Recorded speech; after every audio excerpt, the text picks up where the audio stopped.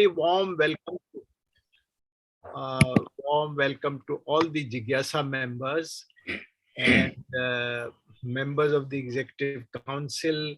I wish to thank them for their support. On account of their enthusiastic support, it's been possible to sustain this activity through the pandemic. And not only that, we've been able to get some very, very distinguished speakers during this period. And thanks also to the President, who has been very supportive of this activity. Also a very warm welcome to Dr. Raja Mohan, whom I've known for many years, and I consider him as one of the foremost strategic affairs expert in the country. In fact, many people correctly say that he's the inheritor of the legacy of Mr. K. Subramanian, who more or less founded the strategic culture or strategic studies culture in this country. This is a very, very interesting topic today. It's in fact live drama going on in television screens. It's a drama. We have on one side the Russian President Putin. For many Russians, he's like a Russian James Bond who's trying to restore the glory of erstwhile Russia. On the other side, we have Mr. Zelensky, who was a comedian, became a president, and now he has become a war hero, admired all over the world, not only within his own country. This drama involves not only Russia and Ukraine, but also the two both United States and China in the background, the NATO countries. It will have repercussions throughout the world. Already it is having repercussions on global trade, on the erstwhile nuclear order, on defense budgets, on inflation, on economies, on supply of important goods and services. So this is truly fascinating, interesting, and it has very important implications for us. So we are very, very privileged to have Dr. Raja Mohan to discuss this. Our President, Mr. Arun Kumar, who has been specially supportive of this activity. And may I just say that even before this started in the association, he was holding this in an informal basis, the Jigyasa series of talks for several years. And they had organized, along with the support of Professor Mohan, over 150 talks in a city like Jaipur, which is intellectually certainly not a vibrant place. So this has been quite remarkable. Sir, may I now request you to kindly introduce Dr. Raja Mohan formally, whereafter he could perhaps begin his talk. Thanks, Narendra. Friends, we have today a leading analyst of India's foreign policy, Professor C. Raja Mohan. I heartily welcome him to Jigyasa, a forum of our association. Welcome, Raja Mohanji. Raja Mohan has a master's degree in nuclear physics and a PhD in international relations. He has been associated with a number of think tanks in New Delhi, including the Institute of Defense Studies and Analysis, the Center for Policy Research, and the Observer Research Foundation. He was also the founding director of Carnegie India, New Delhi, the 6th International Center of the Carnegie Endowment for International Peace, Washington, D.C. He was the Henry Alfred Kissinger Chair in International Affairs at the United States Library of Congress, Washington, D.C., from 2009 to 2010. Professor Raja Mohan has been a professor of South Asian Studies at the Jawaharlal Nehru University in New Delhi and the Rajaratnam School of International Studies in Singapore. Sri Raja Mohan is visiting research professor at the Institute of South Asian Studies, National University of Singapore. He was the director of the same institute from May 2018 to December 2021. Professor Raja Mohan has authored several books. The most recent ones are Modi's World, Expanding India's Sphere of Influence, and India's Naval Strategy and Asian Security. His other books include Samudra Manthan, Sino-Indian Rivalry in the Indo-Pacific, Impossible Allies, Nuclear India, United States, and the Global Order, and he has many other publications to his credit. Sri Raja Mohan is the Foreign Affairs columnist for the Indian Express. He was earlier the Strategic Affairs editor for the Hindu newspaper. Friends, the world is facing a great crisis in the conflict between Russia and Ukraine. We seem to be on the brink of a third world war. Shri Raja Mohan is an expert on South Asian security, great power relations in Asia, and arms control. We eagerly look forward to his analysis of the Russia-Ukraine crisis and its consequences for the world and for India in particular. Sri Raja Mohanji, thank you very much. Thank you. Yeah. Thank you, sir. Thank you, Arun Kumarji, for your generous introduction. It's also a delight to reconnect with Shri Sisodia sir, who, we go back a long, long time. I had the privilege of interacting with him when he was in the Ministry of Defense, looking after the Institute for Defense Studies. Later, he was the director. So in many ways, over the last 3 decades and more, he was very much involved in strengthening the strategic discourse in Delhi. So, and as a young scholar at the time, deeply grateful for his support at that point of time. So today we have an extraordinary event that is unfolding. It's really the crisis, that's the war, actually, we should say, in Ukraine, is probably the first of its kind, directly between the major powers. The West, US and the West are fighting it indirectly, and Russia is deeply involved with its aggression. But we haven't seen this kind of a conflict in Europe between the major powers, between the East and the West. So this is really for the first time since the Second World War that we have actually a direct clash of interests between the world's, among the world's major powers. What I'll do in the next few minutes is really to start with a briefly review where it's going in terms of the latest developments that are unfolding. Look at some of the major consequences that are already with us, and then touch on some of the broader themes that are resonating in the Indian debate, some of which I'm grateful to Shri Sisodia sir for sending me some broad themes that might be of interest. So the first, in terms of what is happening today, it's now we're into the second month of the war, and it's going very, very badly for Russia. Some military analysts, not looking at the politics side, just looking at what Russia calls a special military operation in Ukraine. It's not calling it a war, but the fact is people are saying that this could go down as one of the worst military performances by any major country in the history of modern warfare. That the famed Russian army, the superpower, everyone thought Russia had dramatically modernized its army in the last 20 years. And that here it is sending conscripts into the war.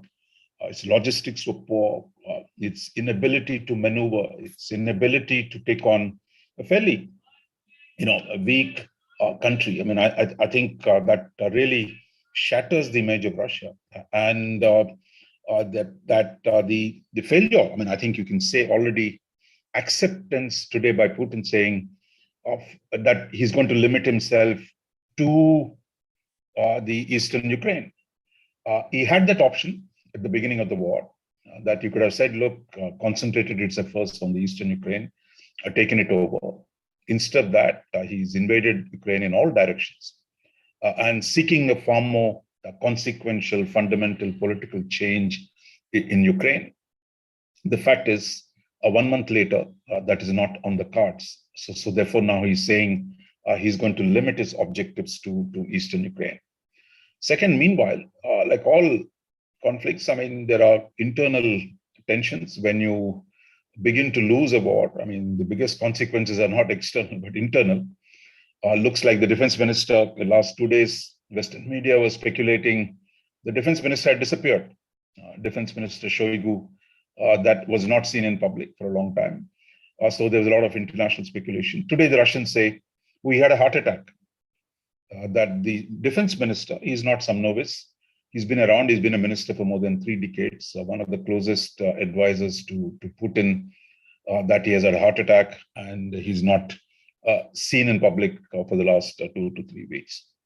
So it's beginning to tell you that the internal contradictions that President Putin has to find a scapegoat, because when things go wrong, the emperor can't be blamed, but somebody else has to be blamed. And I think we're beginning to see some of that process unfolding. I think the fundamental source of this Russian humiliation, I would say, it's not clear to me at this juncture, we can discuss it, whether Russia can come out of this with a reasonable sense of dignity and honor after even assuming it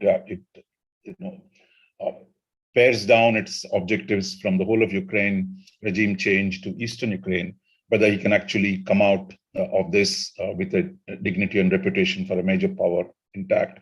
Meanwhile, the Ukrainians, fully backed by the West, are really now on the offensive. They're surrounding Russian troops in some places.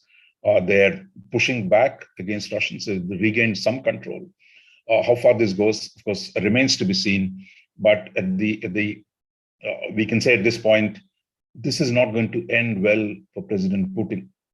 And the reason for it, principally because the kind of ambitious objectives that he set for himself and completely underestimating the potential resistance, the idea that you can just march into another country and the people are just going to simply surrender, was the assumption that it won't take. It's a lightning campaign for 48 hours. Zelensky, the comedian, will sign a piece of paper surrendering. A new regime will be proclaimed, and Ukraine will become part of Mother Russia. Now, if that was the plan, I mean, it's been a disaster, as I've already said. And now the consequence of it, some consequences are already visible. So let me just highlight a few in the beginning. And I think the first is one of the central tenets, principles of Putin has been, Ukraine has no independent existence. He says, look, Ukraine is part of the Russian civilization. It is a part of the Ruski Mir, as the Russians say, the Russian world, the Russian civilization, and that they cannot have sovereignty, that Russia, Moscow cannot tolerate a sovereign Ukraine, and a sovereign Ukraine that is free to choose its international partners. But the Russians and Ukrainians, the deep historical connects between the two of them, intermarriages over the years, over the decades, similar religion in large parts, Greek Orthodox Church, and there is also Roman Catholics, but there are deep connections. But yet, when you push a country beyond a point, in fact, by denying Ukraine's legitimacy, probably Putin has actually helped rebuild Ukraine as a nation. I mean, I think this fight will produce at the end of it a strong Ukrainian national identity, and it is being forged in this terrible, ugly battle that the Russians have launched on Ukraine. Second consequence of what Putin has done is really to unite, to put NATO back together. I mean, I think you remember 2 years ago, France's President Macron was calling NATO the North Atlantic Treaty Organization brain dead. It had served its time. It should time its dismantle. To one where, because of the Russian threat, NATO has been fully restored, and you've seen them come back into this really with a vengeance, even because they're surprised by the Ukrainian resistance. But they're going to take full advantage of Russia's failure in this crisis, and we're going to see more of that. The third, I think, consequence is really the return of United States as the dominant power in the international system. Because until recently, both the Russians and the Chinese it was common. I mean, I think a lot of Indians too believe in this, so that the US is in decline, not just decline, but terminal decline. The West is in disarray. The contradictions between the Western world are there to see. Therefore, Putin had bet that, look, by getting, by making this military adventure would further divide the West, and that the West will not be able to unite and produce a response. But in contrast, he's actually united the West in a way that few could have anticipated can happen. The fourth consequence, I mean, we've seen Germany, which is after this two successive defeats, the First World War, the Second World War, had adopted a path that it would not arm itself, that it would be focused on economic development, it would not spend money on the army. But now, because of what Putin has done, the Americans have ramped up the pressure on Germany. Germany has now decided to spend 100 billion euros, that will be about $120, $130 billion this year alone. And from next year onwards, they're going to spend even more on their defense. Traditionally neutral countries, Sweden, Finland, Switzerland, I mean, everyone is now gravitating towards the West. I mean, that what Russia has done by moving into a country with such military force and showing that it can do what it wants. I said, no one is going to, once you do something like this, it'll be a long, long time. The smaller neighbors of Russia are going to trust it. And all of them are looking to NATO and the US for military support. And we're going to see more of that unfold. So this is really whatever he wanted to prevent, that it has become he's actually made it actually happen in his neighborhood in Europe. So I think there can be no worse political operation than this, where you set out to achieve a certain objectives, you end up actually producing the opposite of what you set out to be. And I think that's where we are. And it's what happened. I think many people say, is there a diplomatic solution? There was a diplomatic solution. The diplomatic solution, which the French, the Germans before the war, the Americans, everyone was willing to negotiate with Putin. There are at least four elements to it. One, the internal arrangements in Ukraine. That is, what are the rights of the Russian minority in Eastern Ukraine? Can they be constitutionally protected? That's one set of issues. The second set of issues was about Ukraine's relationship to NATO. That, in fact, Ukraine is not in NATO. Many people had said Ukraine was not going to be in NATO. But Putin wanted in writing saying they will never be in NATO, which is what the West was not willing to give. But there was room to negotiate on that front. The third, the question of NATO in Ukraine, that is, one is Ukraine in NATO, other is NATO in Ukraine, that NATO would not deploy military forces in Ukraine, and so that won't threaten Russia directly. That could have been worked out. I mean, there were some proposals for limiting American deployments or Western deployments close to Russian borders that could have been worked out. And more broadly, a new security order in Europe, which is what French President Macron was proposing. Look, Russia is a natural part of Europe, and that they were open to taking a fresh look at Russia's place in Europe. But for Putin, impatient, probably that look, in any negotiation, nobody gets everything you want, your opening positions. But he could have got a substantive outcomes from this if he had negotiated at the peak of his military mobilization, just on the eve of getting in. All of you know, whether it is you want to slap your child or whether you want to punish someone. Your peak power is when your threat is credible. Once you pull the trigger or you slap your child, I mean, the fear is gone. I mean, then your capacity to force a solution is a lot harder, and I think that's where President Putin is in now in that situation. Second, I mean, is there an end to this now? I mean, even when Russia sues for peace, the terms are going to be a lot harder for Putin. And meanwhile, it is by no means clear that how this plays out in the internal politics of Russia. Because one of the great things about wars change domestic structures. Because particularly wars that have failed, if you succeed in a war, is fantastic. I mean, but if we fail, I mean, that the guy who's responsible for it, there will be some price to pay. We've seen it all the time. And I think the question is, what kind of price will Putin pay internally? While the elite has been deeply unhappy with this war, Russian nationalism seemed to back it. But now, as he backs down from his initial positions, whether he can save his face and save his position, I think those are going to be big issues. We can talk about it further. But I want to touch on some broad themes Sisodia Sahab had mentioned to me that might be of interest. First is the question of, is the West responsible for this crisis?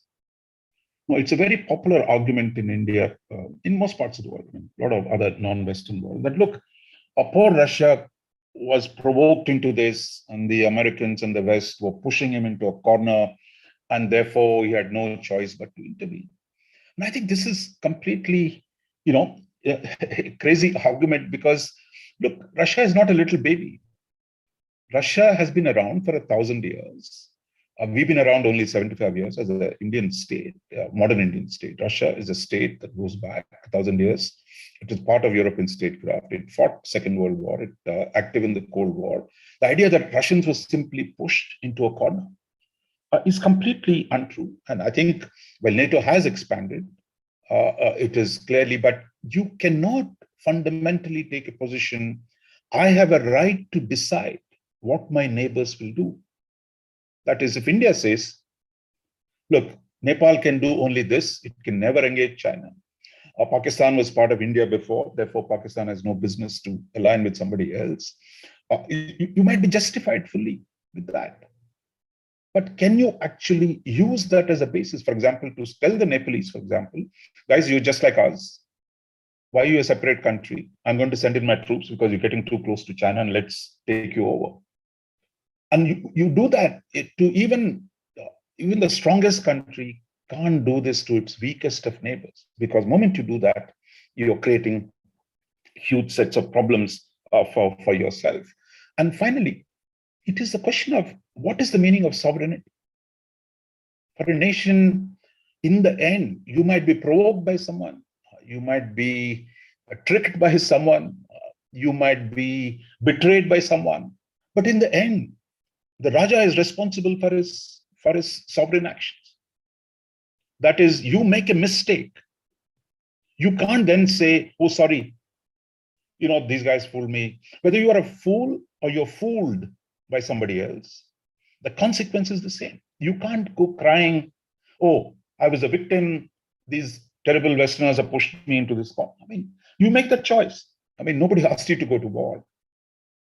Like you could have taken when you took Crimea, 2014, but people said, okay, small bit, you take a small bit of my land, fine. Then nobody did too many things. There were some sanctions. Then people thought he'll take another slice of the Eastern Ukraine and he'll be happy with it. But then you come out and say, I want the whole damn Ukraine for myself. That's the choice he made. So the question then, therefore, being provoked by someone cuts no ice. I mean, you can keep saying that I was an innocent guy fooled into this war, but I want to just contrast the Russian victimhood with what Chinese did. You look at the Chinese in 1949, when they were not a superpower. A broke civil war had just finished in China. The Americans were sitting with their troops in Japan, in South Korea, in Taiwan, in Southeast Asia. Americans had completely covered the entire front yard of the Chinese. And there was a Korean War to boot. But 15 years later, Mao Zedong was cutting a deal with Nixon. Then Deng Xiaoping used the Americans to build himself up. So today, when he's the second most important power, he's trying to push the Americans out. But the Russians' problem was they already thought they were the greatest power. And therefore, I'm going to demand my entitlement. Therefore, I need a sphere of influence. I had one after the Second World War. You took it away. I'm going to reconstitute it. But in real world, if you can get away with it, you get away with it. But if you can't, you're going to pay a price. So I think that is where the tragedy that Russia with $1.6 trillion GDP, which is half of India's GDP, to take on the whole of Europe, which is $16 trillion, take the Americans for $24 trillion. And the idea that you can take them all on just because you have nuclear weapons. Or you have an army, which everybody was afraid of, but it looks a pretty dismal state of the army. So therefore, the choice that he made, that I think was the sovereign choice. It's a war of choice that he made. And I think the cost, as we say, Jo jeeta wahi Sikandar. I mean, if you can't win, there's no getting away from the consequence of defeat for him. What will be the longer term consequence of this world? I think we talked about it a little bit. I think it really puts the West back in a stronger position. Certainly, it puts the United States in a very, very strong position. Because just a year ago, forget a year ago, at the beginning of February, on February 4th, if you will, Russia and China signed this great summit declaration. They didn't call it an alliance, but they said that relationship the partnership has no more limits, and that there are no forbidden areas in their partnership. And that Russia and China will now come together and put the West on notice, and that together they're going to push the Americans, the declining, failing, incompetent Americans. We saw them in Afghanistan. Look at the pathetic state of the withdrawal, and that therefore the Russia, China were now going to push back against the United States. But what's happened is the other way around. That in fact the US has demonstrated that it can actually take on one of them through indirect means, and for the Chinese too, it's a big change. That any idea that if Russia succeeds in Ukraine, China will immediately move towards taking over Taiwan is completely misplaced, because the Chinese would have figured out that even Taiwan, which is a small island, which is unlike Ukraine, it's not a sovereign state, at least theoretically. It doesn't have an international personality of the kind that Ukraine had. That taking Taiwan is going to be very hard, and the consequences are going to be very, very severe. So I think already yesterday, Minister Wang Yi was in Delhi. The sense I get from talking here is that, look, that the Ukraine crisis has shaken the Chinese a bit. And they thought, like whether Putin convinced them it's a short, swift military operation.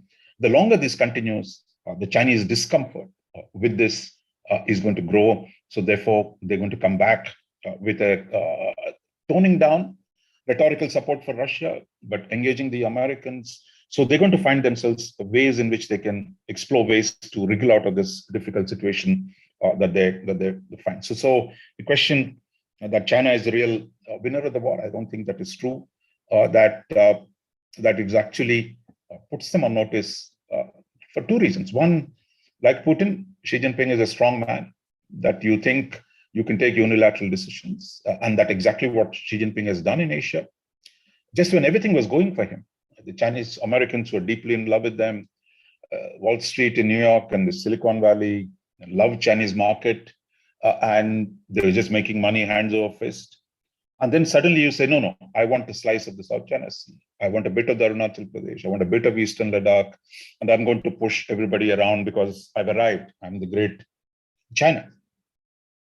Now that has seen actually a pushback from Japan, from India, the Quad, and a whole lot of things that have happened. And this will make the Chinese think twice. I mean, and probably one of the reasons Wang Yi came on his own initiative to Delhi was to recognize that having pushed India far into the American hands, they might need to restore some relationship with Delhi. So for China too, it's a moment of recalibration rather than this is one of celebration of a triumphal moment. Then there's the question of does it change the more deeper structure of power? I think it does. In a sense, the hierarchy, once again, the US sits at the top of the hierarchy. And the US that is fully backed by its allies. In some senses, you could argue that there is really a drift towards back to a unipolar kind of moment, because if Russia is weakened severely, and the China that has to think twice, or this notion that the West is in decline, I think that's going to fundamentally change. And the US today can dictate terms both to China and Russia, as well as discipline its European allies. Because what Trump tried to do but failed, which is to tell Germans, look, I'm protecting you from the Russians, and you're doing business with the Russians. and you buy gas from Russia. You go to an I'm protecting you, and you're dealing with my enemies, both Russia and China.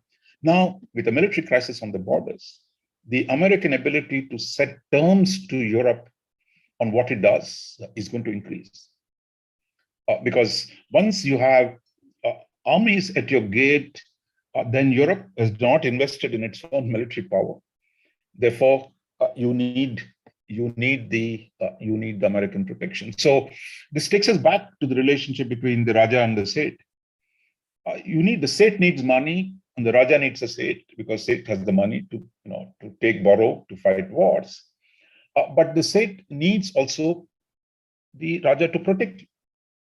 So for the Germans, the belief that Europe, that you can happily trade with Russia and Germany, Russia and China, and don't have to worry about security, and that the Americans will simply accept it. Now, the Raja is telling them, look, commerce is yes, but mercantile is a no, and that you have to accept some discipline. You have to spend more money on defense and to accept a broader discipline within the NATO alliance. We've seen some of that.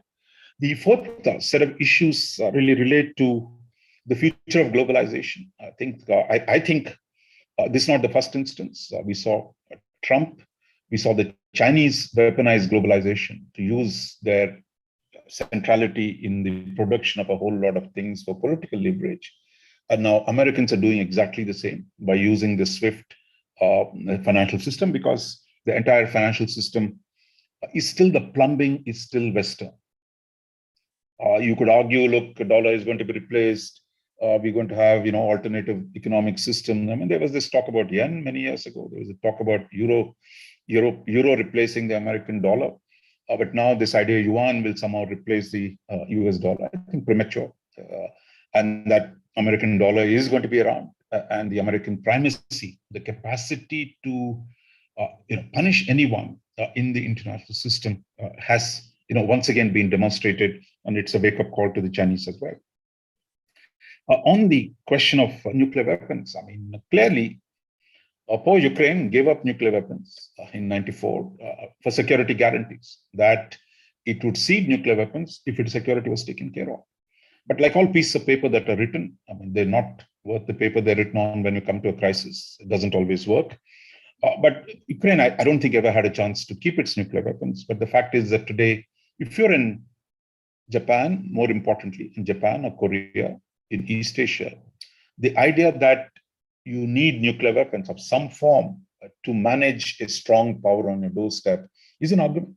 What we're going to see in Japan, there is some debate whether they need to have their own nuclear weapons or deploy American nuclear weapons in Japan or American nuclear weapons in Korea. The need to have stronger deterrent capabilities against a strong neighbor is certainly going to increase. Then there is the larger question of India's role and what does this mean for India. My sense is the Indian reluctance to criticize Russia. I mean, clearly the government justifies it as saying that, look, we have massive weapons dependence on Russia. Therefore, for example, just Air Force alone, I mean, Mr. Jigyasa can chip in here, out of the 35 odd squadrons, I mean, 29 fly Russian aircraft. So while India's share, Moscow's share of imports in India's weapons acquisition has declined in recent years, but the overall stock of the last 60 years of Indian weaponry is still mostly Russian. And for good or bad, we did not indigenize enough, and therefore you have severe dependence on Russia. Therefore, one reason why India is not willing to condemn Russia is the dependence. But the others who argue that, look, all this, it's not that your Russia is doing you a favor, you're paying good dollar for the Russian weapons, and that the Russians need you as well. So therefore, we could have at least said it was an aggression rather than not talking about, even mentioning the word aggression, but later talking about sovereignty, territorial integrity, etc., and the UN Charter, that we could have played it slightly better. I mean, that is the counter argument. But the fact is that there is a deeper question, I think, for India, that India is seen Europe through the lens of Russia for too long, because Russia was our friend. We tend to view Russia, view Europe through the Russian lens. Just because somebody is your friend doesn't mean he's good to everyone around him. And there, I think the problem is the East Europeans, the Central Europeans, whether it's the Poles, whether it is the Ukrainians, whether it is the Balts, whether it is the, either they hate Russia or they're deeply distrustful of Russia. I mean, this is not something, this is the history, the messy history of Europe, the Central Europe, which was torn between different major powers. If you're Poland, Poles hate the Germans as well. If your territory was constantly divided between the Germans and the Russians. And I think today, because of the Western alliance, there is some understanding with Germany. But I think Russia has simply revived all the fears about it in Western Europe. And I think we have to come to terms with it. I mean, that Russia might be good to us, might have been useful for us, but is it good to everyone, to its neighbors? I think we need to understand why Poles are so scared of Russia, why Swedes today, who are historically neutral, want to join NATO. Therefore, I think we got to see it in objective terms down below. And finally, for us, I mean, that as we look ahead today, over the longer term, this idea that we can be neutral on issues like this, or between Russia and the West. Just take trade, for example. India's trade, I mean, I'm not talking about the defense, civilian trade with Russia is about $8 billion. And our trade with the US alone is $160 billion. And our trade with Europe is another 100, Western Europe. Our trade with the Britain, the Anglos, if you will, is another 50, 60. So you're talking about most of your trade is with the West. Your diaspora is with the West. I'm not talking about the medical students. So this notion that simply we're going to stand by Russia, especially when the Russian deck is burning, there's no reason why India should be standing on stood on the burning deck. After all, this is not international politics, is not a marriage. It's not a permanent obligation that one country has to another country.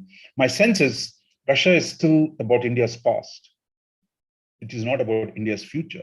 And my sense is the government has begun the effort. It will take a long time into indigenization of some of these spare parts, etc.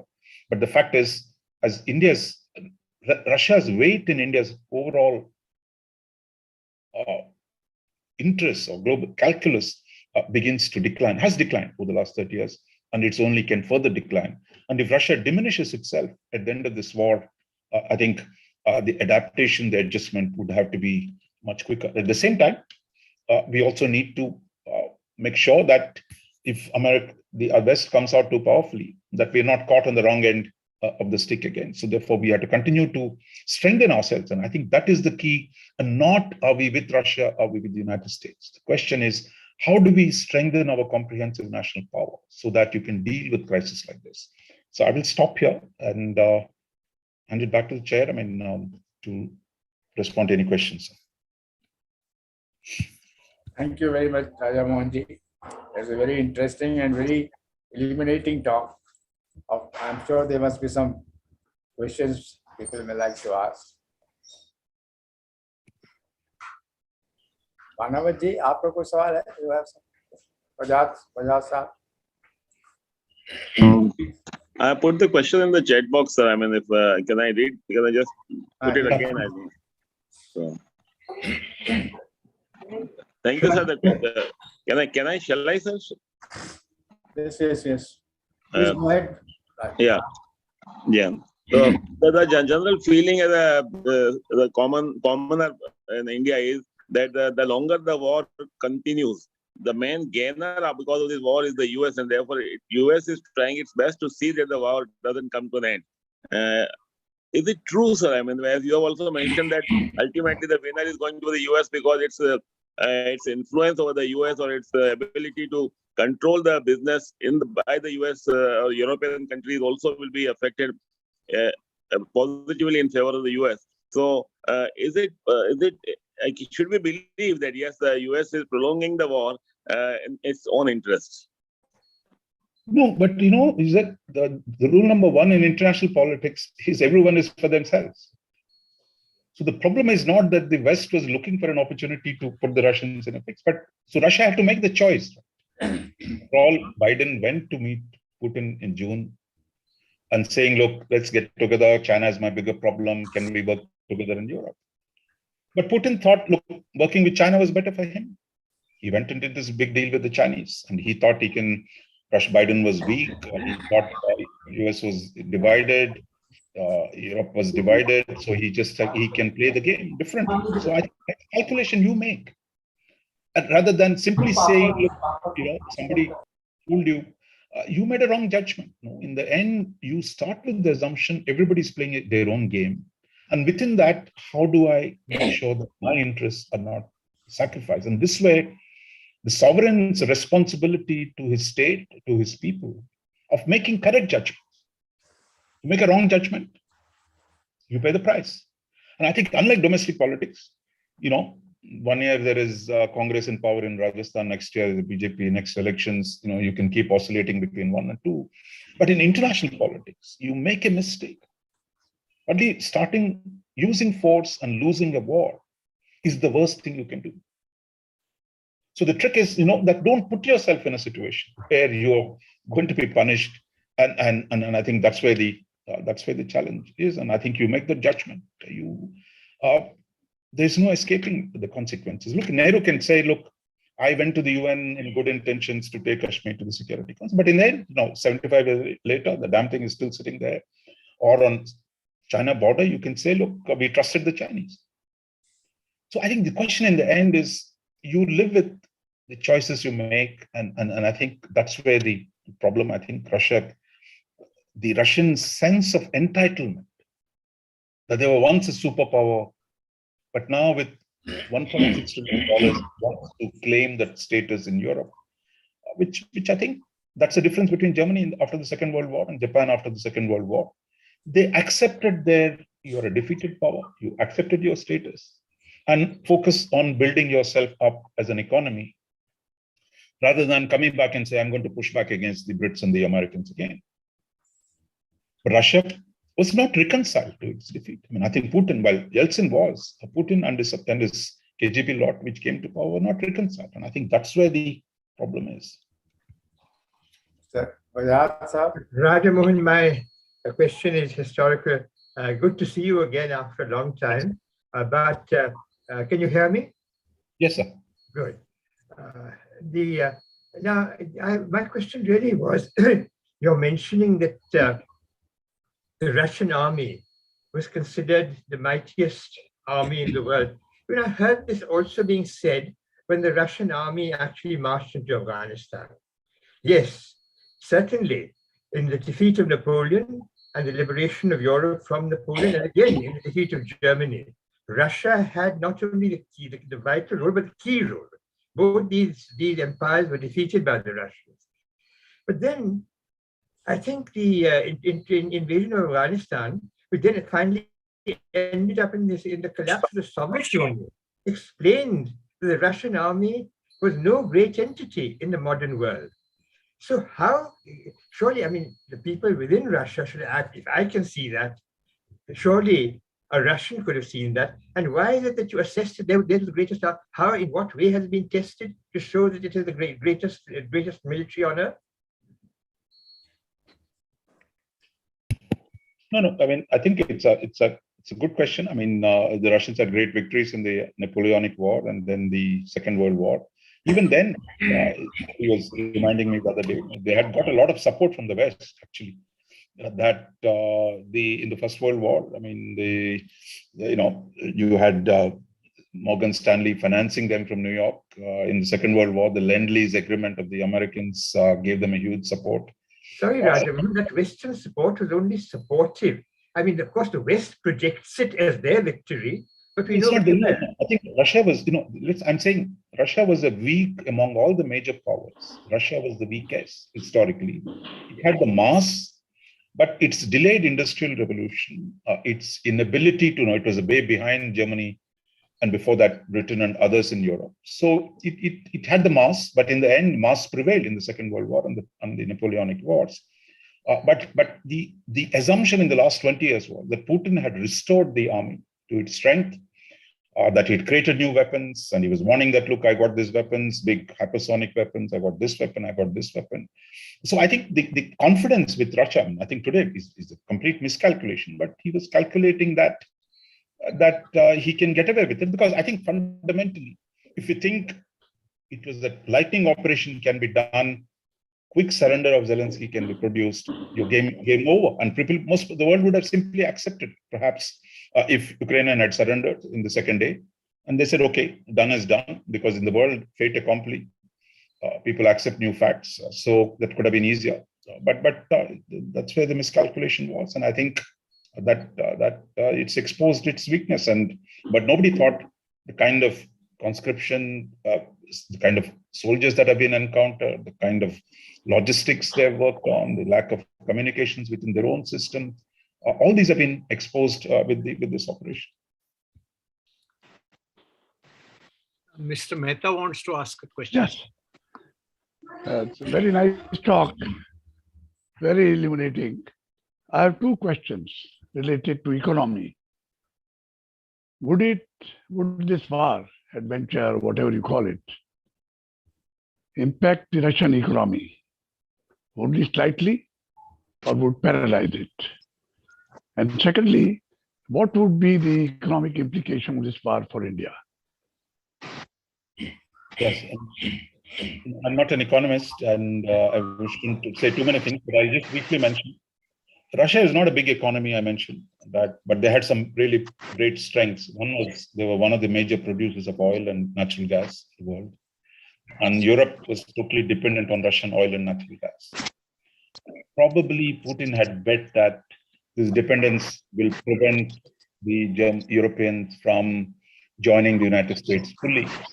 But I think it has played the other way around. But Europe has a problem, still have to buy gas somewhere.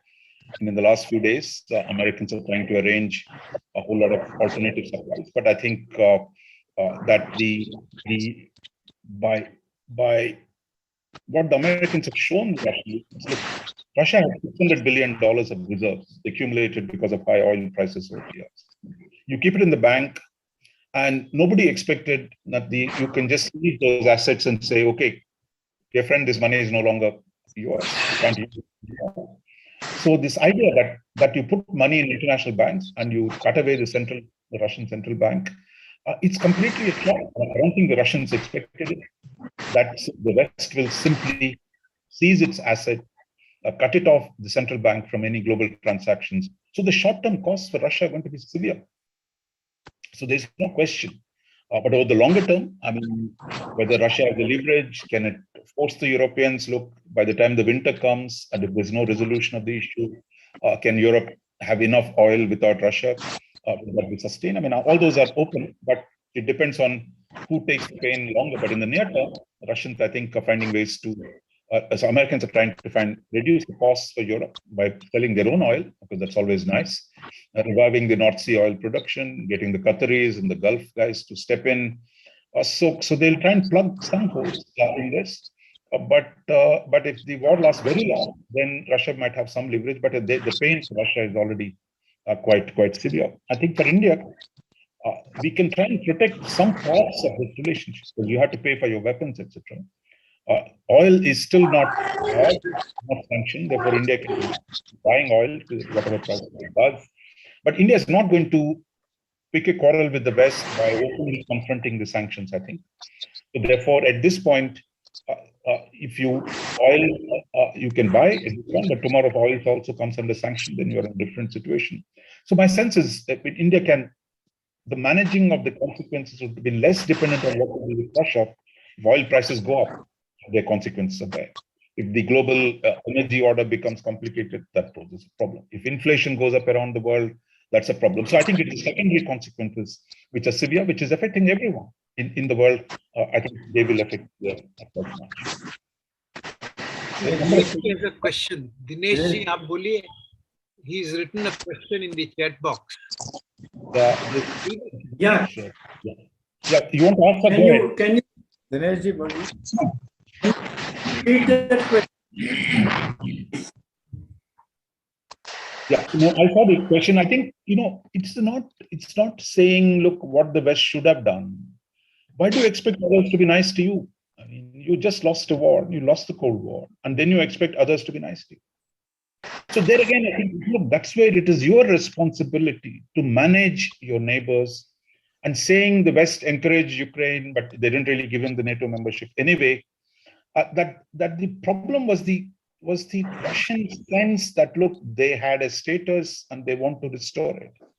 Like, for example, if India says, look, Chinese are setting up Nepal against India. No, you can keep saying that, but if you say, look, you send in your armies into Nepal, which is what Russia has done, I mean, which is to say all my neighbors must accept my veto over their policy, which is the sphere of influence which Russia wants. Now, Americans have it in Europe. The Chinese trying to build one in Central, in East Asia. So if we can build it, build it. But that is, and if you fail in that, there will be consequences. Look, spheres of influence, either you want your neighbors to accept your hegemony. What are the alternatives? You buy them, you bribe them, you co-opt them, you seduce them. These are the alternatives in which you establish your hegemony over your neighbor. But if you say, look, I got force and I'm going to use your force because if you do anything with the West, I'm going to finish you. If you can get away with it, yes. But he has not been able to get away with it. So I think that's where the problem is. For India too, India is living with Pakistan's alliance with China. I mean, we don't like it one bit. We lived with Pakistan-US alliance. The answer to that is not by saying, I have a right to tell you what to do because you're my smaller neighbor, but actually you're finding ways to manage the situation. And I think this way, Russia was so overconfident of its own capabilities, the sense of entitlement, the sense that they have a right to decide what is good for the neighbors. This doesn't work. Or we can say, look, Akhand Russia, as some people are saying, some people like Akhand Russia. If you say, look, Akhand Bharat, I love Akhand Bharat, therefore I'm going to tell my neighbors what to do. You can get away with it, you can do it. But even tiny Maldives has shown you, they can do things. They can go to the Chinese. Sri Lanka shows you non-alignment. Nepal plays between India and China. So the small countries are going to do it. So therefore, you have to manage that situation, not by saying, I have a right.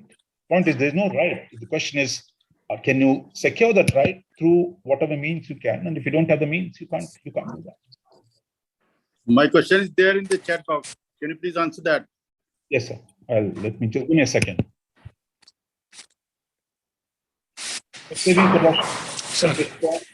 He's already come down from wanting the whole of Ukraine regime change to one of Eastern Ukraine.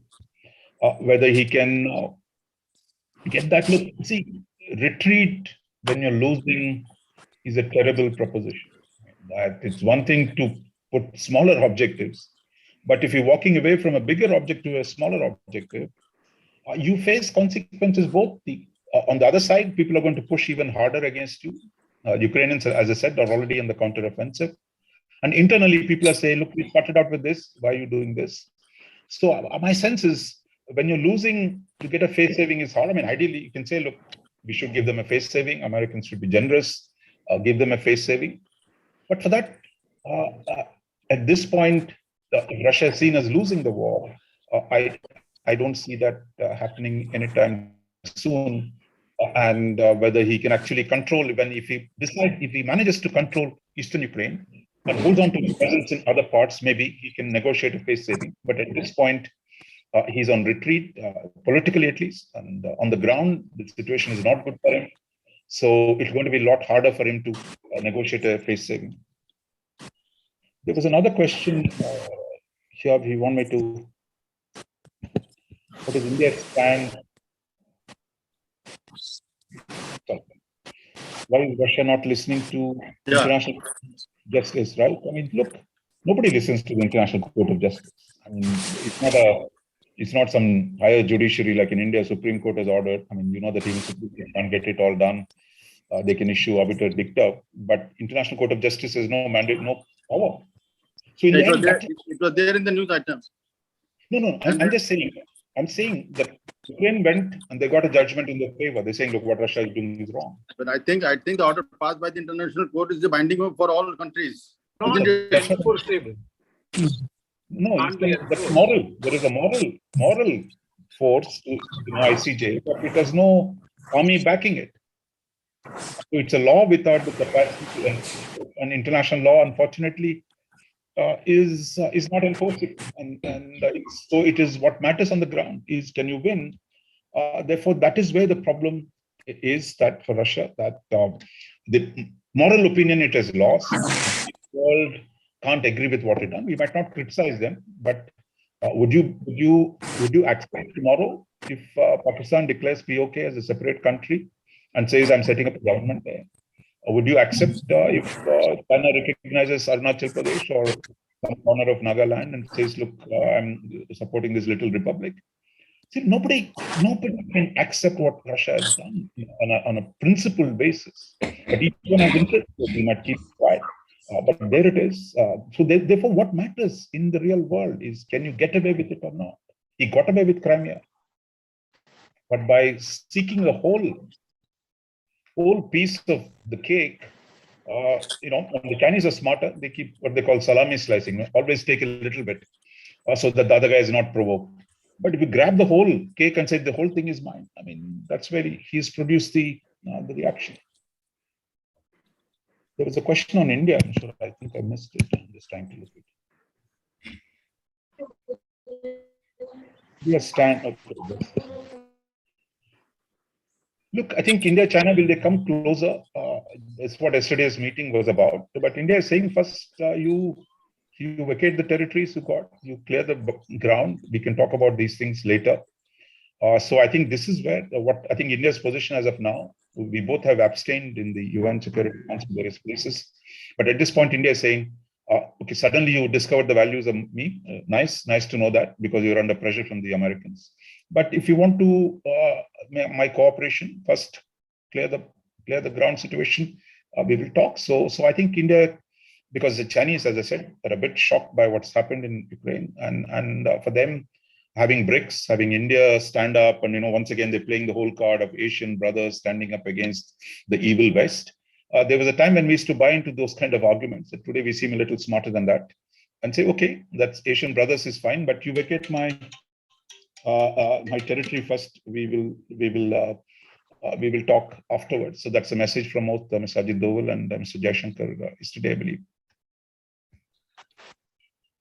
I think Dr. Raja Mohan has to leave by 12:30, so we'll respect his time, sir. If you permit, maybe we can conclude now. Any other questions? We can cut. Sir.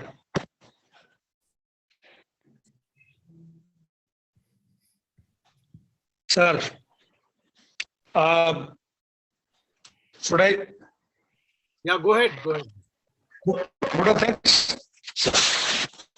On behalf of All India Services Rajasthan National Association, I'm thankful to Professor Raja Mohanji, the speaker, who enlightened us on this very current topic, very hot topic.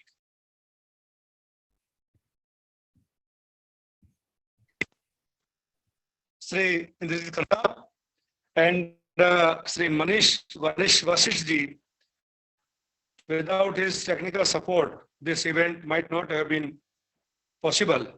Further, I'm thankful to our convener, Sri Surya sir also, though he selected this person of this stature and who enlightened us for this on this subject. So we could know about Ukrainian war and Russian war.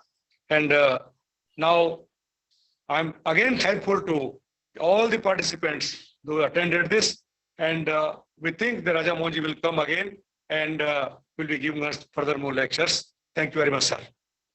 Thank you, Raja Mohanji. Thank you very much. Thank you, sir. Such a pleasure to be with all of you this morning. Thank you very much.